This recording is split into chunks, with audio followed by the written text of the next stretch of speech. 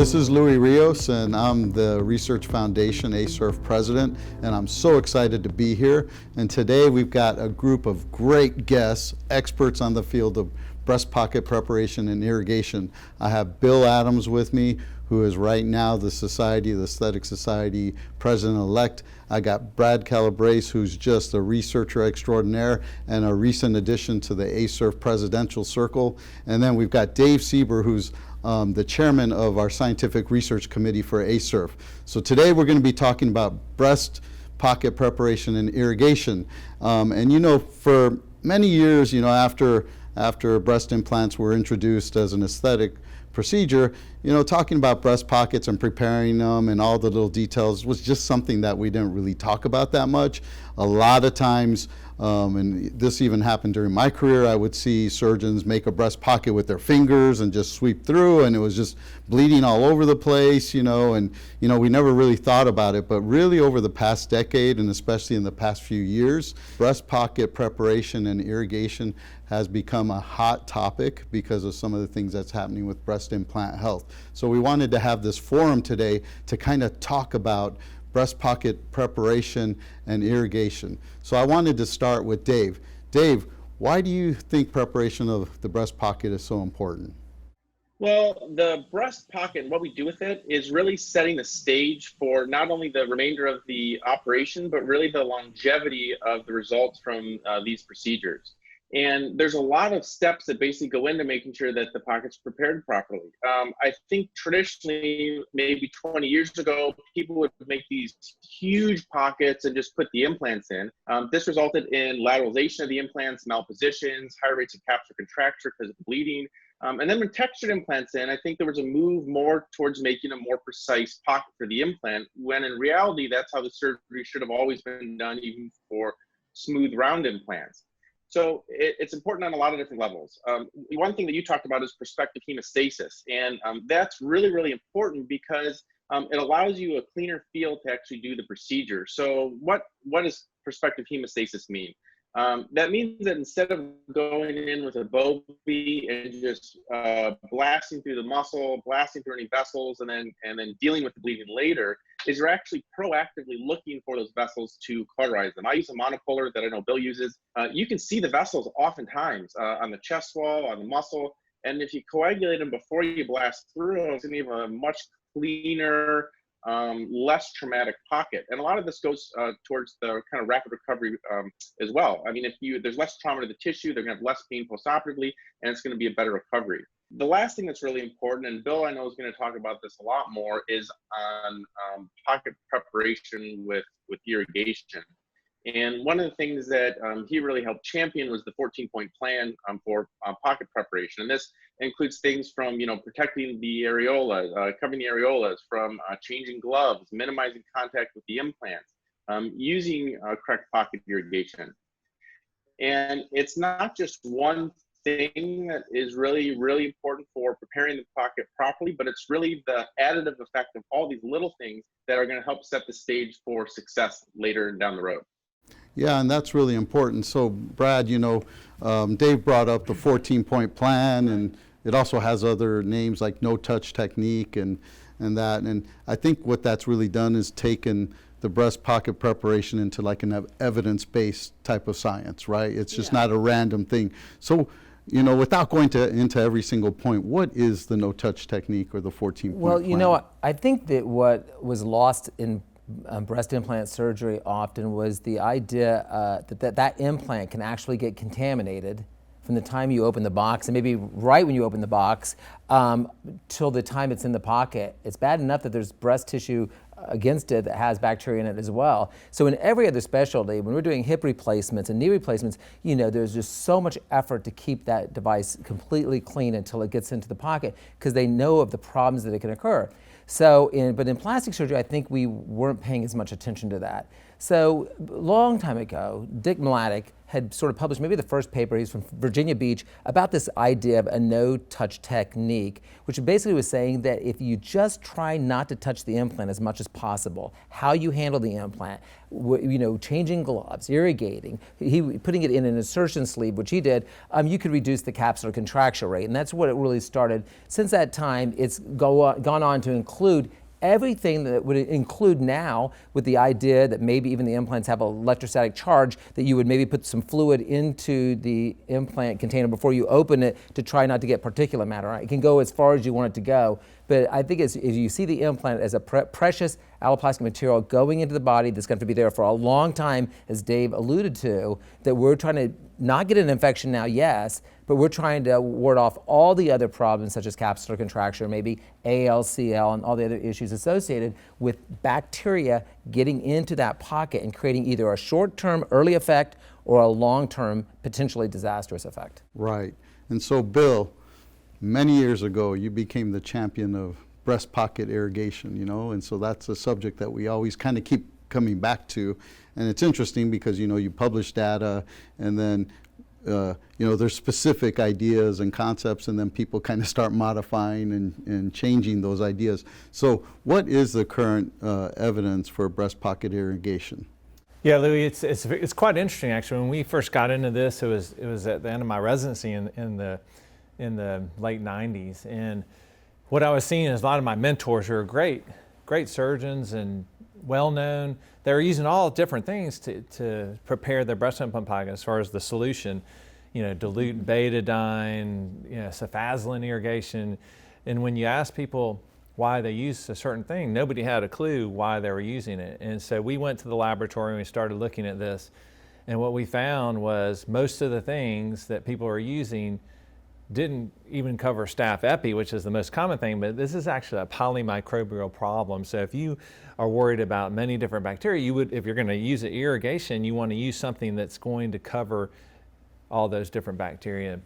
And I'll tell you one funny anecdote. One of the things that people use is called double antibiotic solution. The funny thing that I found is when I tried to say, well, what are the two things that are in double antibiotic solution? It was kind of like, well, the nurse mixes up. And I asked the nurses, well, what do you put in it? And they're like, whatever the two antibiotics are over here, it changes from day to day, and they didn't work either. So it's funny, we finally put some science to it.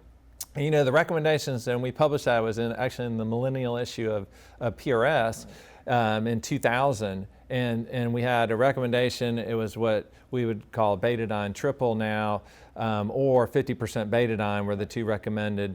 And so betadine triple, again, because people get confused and they don't look at the details, but it was actually 50 cc's of betadine, a gram of cefazolin, 80 of gent, and 500 of saline. And those two gave you very good broad spectrum coverage of all the different bacteria you would worry about. About 6 months after that, then the FDA came up with whether banning betadine or not allowing on the breast implant label the contact of the implant with betadine. So we actually went back to the lab, and that's when we described the non-betadine triple antibiotic, which was bacitracin, cefazolin, gentamicin, and saline. So anyway, there was 3 different irrigations. You could use the betadine-containing ones off-label. You could use the bacitracin-containing one that had no betadine, but those did give good overall broad spectrum coverage. The one interesting thing is in those studies we did note in our data that the gram-negative coverage for the betadine containing was superior. But the funny thing is that, and we talk about the 14-point plan, and we popularized that, actually Anant Diva and Karen Vickery and I popularized that term. But if you look back at the paper in 2000, all the different things y'all have been talking about, Dave and Brad, and we talked about, in addition to these irrigations, you want to use all these techniques to minimize the bacterial load around implants. So now, we actually just published another paper looking at more gram-negative bacteria, because that seems to be the ones implicated for the development of breast implant ALCL. And frankly, the data is very clear. I think that there's no doubt that bacteria will play a role in that. And there's really no other explanation for the development of that disease based on just the distribution of cases and the case clusters that we see. So again, the betadine-containing irrigations are really the preferred irrigations. So 50% betadine and also betadine triple, as we've talked about. And what has the FDA come back and said? Because I know I heard you said you were going to try to get that label or warning off They of did. using They did. So that's been reversed, and actually it's been reversed. Allergan submitted information, and so now for Allergan implants, it's not off-label use. Officially for other implants, it is off-label, but it's very easy. We use betadine containing irrigation many years off-label. We just put it in our consent. No patient ever asked about it, but again, these things are proven. It's very easy to discuss that with the patient. Patients are smart, so if you explain that to somebody, the capsular contracture rates, just the things we're talking about, have decreased capsular contracture from like 50% to less than 1%, which is a huge, we're talking about literally, hundreds of thousands of patients that's made a benefit for. Now, we talk about irrigation, and I've seen a lot of your lectures before and a lot of your videos, but there is a proper way to irrigate, and there's a proper amount of time for contact of the solution. So do you want to describe that? Yeah, it's pretty simple. These antiseptics, antimicrobials, work based on two things: the concentration of the irrigation and contact time. So the biggest thing you don't want to do is dilute out your irrigation. So if you put a bunch of saline in, then you put your antimicrobial breast pocket irrigation, you are diluting that. So what you want to do is you want to try to minimize the dilution when you're using it. So we usually irrigate a pocket with about 150 cc's of saline, and we evacuate all the saline out. Then we put another 75 cc's of the antimicrobial breast pocket irrigation, a betadine containing irrigation, and evacuate all that out. And then we put a final 75 cc's of the antimicrobial breast pocket irrigation, and then we don't evacuate that. And then we place our implant and we close. And so we know, based on just personal observation, that the contact time for that is probably 18 to 24 hours. And in the scientific testing, the contact time required to kill the bacteria is somewhere between 30 seconds and 2 minutes. So that's more than adequate time. Okay. All right, Dave, I want to get back to you now. So we talk about pockets and pocket this and pocket that. So maybe you can just quickly describe, the different pockets that are available out there, and maybe just quickly the advantages and disadvantages of each pocket. Well, as I was thinking about this, because you gave us the questions ahead of time, I thought of 3, and then I came up with 4. And I want to get everyone's thoughts on one of the pockets, because I don't really think it exists. But the most common pockets, of course, are a subglandular pocket, so a pocket between the breast gland and the muscle, right? The issue with that pocket is you're going to have more implant visibility. You're going to have a higher rate of capsular contracture, just because I think there's a protective effect of having the implant underneath the muscle where it has a better blood supply. Then there's a submuscular pocket, which is the one I use 99.9% of the time. The benefits of this, again, a more natural result, less rippling, and it has a protective effect against capsular contracture, which I think is a really important thing to understand. The third pocket is what I would call the neo-subpectoral pocket, which I know Brad and Bill use all the time. This is used commonly for revision cases where they have a lateral malposition, inferior malposition. It's really one of those pockets that can save you a lot of time in the OR, because you're basically creating a brand new plane and a brand new precise pocket for the implant. The fourth pocket, which I see a lot of people doing or hear about them doing, and I've revised these patients before, is the subfascial pocket. I don't really think that the subfascial pocket exists. I know that we've all been in cases where we've done breast reconstruction or other cases trying to lift the fascia off of the pectoralis muscle and create a pocket for the implant. Maybe I'm not a good enough surgeon, but I just can't get that to work. I equate the subfascial pocket with more of a subglandular pocket, where the implant really is just under the gland, and you have the same problems with that pocket as you do with the typical subglandular pocket. Do you have anything to say about that, Brad? Well, I do, just a little. I would say that in some patients there is no fascia, and whether I think there is a pocket, whether we can surgically dissect it well to make it mean anything is the other question. There is a layer there, and I've shown in publications that fascial layer. but can you get underneath it in an efficient way that makes a difference in the final results? When we look at our clinical trials and studies, we never separate the subglandular from subfascial pocket in the studies, so we don't have any good data if there's a difference between those two. It's very, very rare. Outside of the United States, the subfascial pocket has been used a lot, especially with shaped textured devices, right? The only place that I find it interesting is the fascia becomes a little bit thicker in the upper pole, and so I think in a shaped device in the subglandular pocket, often that upper pole is very unstable and you get rotation because of it. But if you have a good fascia there and you can get underneath it and stabilize a more hand and glove type of pocket underneath that fascia in the upper pole, it may stabilize your upper pole of a shaped device. These days, without using so much texture, it's less of an issue. So I think that's the one place where I think it would have some advantage, but I think there are some patients that just don't have fascia at all and it doesn't make a difference. Okay, Bill, you have anything to add No, to that? I mean, I think it's probably more just a naming thing than it is reality. But I think Brad's right. Sometimes there's, upper part, there is a more defined fascia. And, but I kind of lump them together that this is a it's just a subtype of a subglandular pocket, as Dave alluded to. It's like the flux capacitor, it's just like you're calling it something, but is it really that different? Not sure. Okay, Brad, now that we're talking, we've gone through irrigation, we've talked about the different pockets and the no-touch technique and 14-point plan.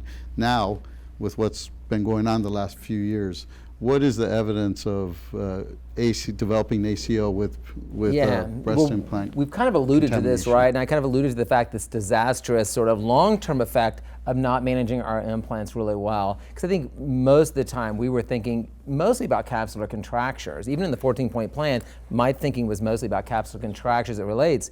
But then this new entity came along, and Bill mentioned that whereas capsular contractures seem to be more associated with gram-positive bacteria, but with ALCL, we saw more gram-negative bacteria. There seems to be this correlation between bacteria getting into the pocket, more commonly in textured devices because of surface area, up to 70 times, been published, 72 times more bacteria in a textured device, with a chronic inflammation developing, which ultimately creates chronic T-cell proliferation, which can then lead to a lymphoproliferative disorder, and that can be just that, or it could even progress beyond there to BIA ALCL. And we've seen that. And I think Bill mentioned clusters. So I think you say, well, what is the evidence? Well, we know that it only happens in textured devices. We know texture delivers more bacteria. We see this in clustering effects. The time frame seems to be about right, because it takes maybe the average of 8 to 10 years to develop these.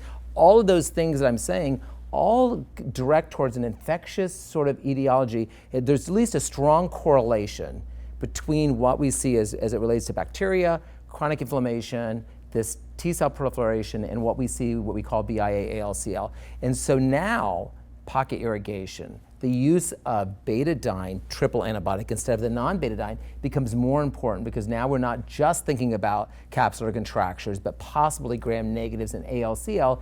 And the aminoglycoside gentamicin is sort of in the triple isn't as effective at gram-negatives as betadine is. And they have a publication that just came out in June of ASJ.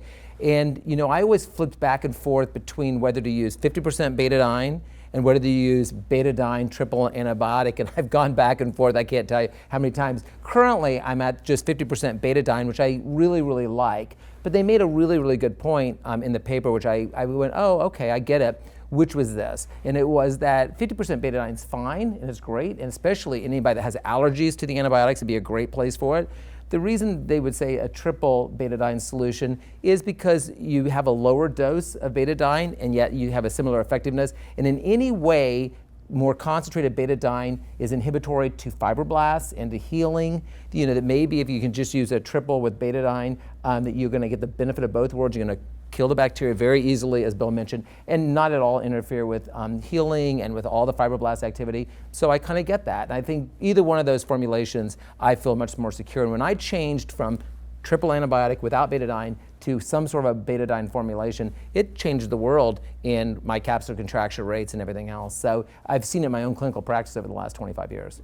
Yeah, I mean, I think Brad summarized it great. And there's this faction of people that believe that breast implants cause ALCL, and the data just doesn't support that. If you look at the distribution of cases and the case clusters are out there, if it was caused by a certain implant type, then you would see a certain distribution of cases and you wouldn't get case clusters.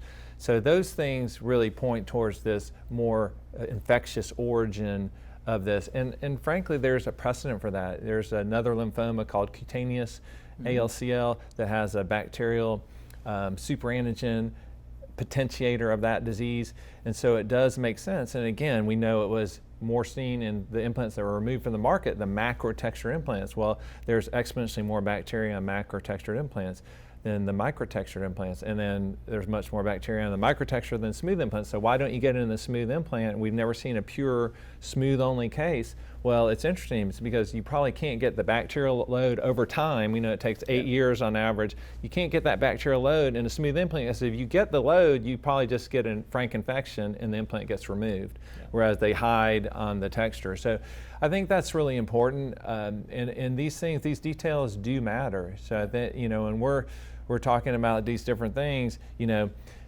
if you're using techniques that don't lower the bacterial load, you're increasing the risk of this. And we published a paper of 42,000 macro-textured implants of people all using the same technique. And just based on the numbers, there should have been 16 cases of ALCL, and there were 0 cases with a 10-year mean follow-up.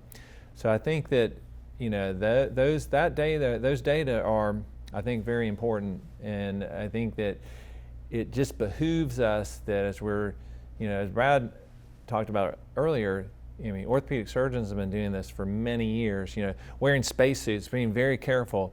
But I think plastic surgeons are just finally starting to catch on to this. And so now it's becoming more front and center. Yeah, and the other thing is that this idea that an infectious agent can create cancer, is with H. pylori and gastric lymphoma as well. So, we've seen this happen before and it's well documented. So it's not a unique phenomenon. And I think that everything points towards infectious until proven otherwise. But it's probably more than that, because it probably there's some level of genetics or some sort of the immune response, the host immune response to it, that together with this infection agent creates it. It's not like you get it and you have it. Not everybody gets it. So there's a lot more to understand about it. This is one piece of the puzzle, though. So it's interesting how just even your basic maneuvers can have an impact possibly on a patient's life, right? Yeah. So, Bill, can you give some advice to people on possibly perfecting their pocket preparation and irrigation? Well, I think I just would simply say you just want to take all the steps you can to minimize contamination. These antimicrobial irrigations are proven. There's 31 studies that support that. All these other techniques we've talked about, there's nothing magical, the 14-point plan, and maybe there's some cases, if you're doing a breast reconstruction or revision, you may need to use a drain, which wasn't recommended. That 14-point plan is more for a primary augmentation, but you can modify it, and you certainly just take all the steps you can to minimize the bacterial load around the implant. And if you do that, there's a lot of benefits to your patients. Certainly we've shown low capsular contracture rates, low morbidity, low breast implant ALCL. So I think that details do matter. I've seen people over the years that say, well, I read all the papers and I use irrigation. They say, well, what do you use? They say, well, I use cefazolin irrigation. Okay, well, we proved that didn't work 20 years ago. And so for everything you do, there's always a consequence. And so I'll just say that I know some people that have used things like cefazolin irrigation. They have 2 cases of ALCL. I know people have used bacitracin irrigation only, and they've got 3 cases of ALCL. So the details matter. It's not that you can't all of a sudden substitute something and expect it to work the same way. So if you do that, I think that it's good for your patients. I think it's proven, and that's what I would recommend to people. And I'm going to say one more thing about that too, because there's articles written and people are on podium occasionally talking about and dismissing the idea about irrigation and pocket irrigation that's not necessary and it's not been proven. And if you cherry pick the literature, you can support any postulate you have. But as was mentioned, the data is overwhelming and it's clear. And it really worries me when I hear that on podium, so much so that Bill and myself published a letter to the editor based on an article that was written about that in PRS maybe last year or so. And so anybody can reference to that to see where really we go through all the different studies that you're just mentioning and goes through and say there's just a preponderance of evidence here to support irrigation of the pockets. So going on podium and picking a couple studies that seem to prove your point isn't enough to dismiss all that we know about pocket irrigation. All right, well, I wanted to thank all our guests here. I think it was a great topic, and I want to thank the Aesthetic Society for this roundtable. Again, you know, we've been talking about irrigation and breast pocket preparation for years now, and it's really seemed to come to a head because it seems like now we're getting a little bit more evidence-based medicine, and it's really pushing us to refine our techniques so we can keep our patients out of trouble, and sometimes that trouble can be really bad trouble. So I think people need to pay attention and listen to the experts that were here today and what they had to say, and continue to use evidence-based medicine in your practice. Thanks a lot.